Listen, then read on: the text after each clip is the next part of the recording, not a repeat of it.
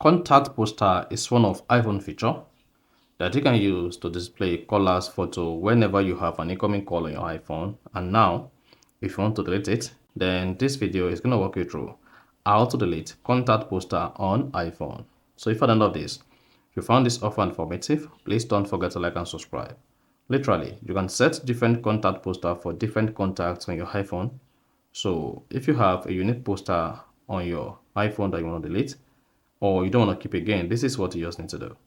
Just go ahead and open the contact app, or better still open the phone app. Then come here and click on contact.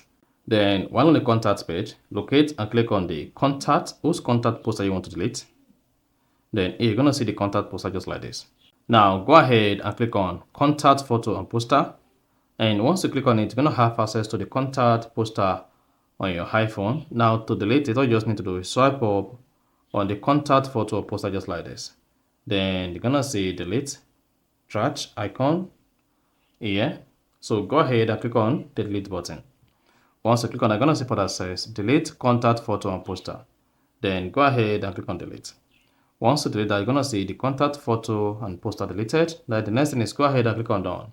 Once you hit the no button, you're going to see the photo or contact photo deleted. Then click on done again at top right. Then you can see you no longer have contact photo and contact poster.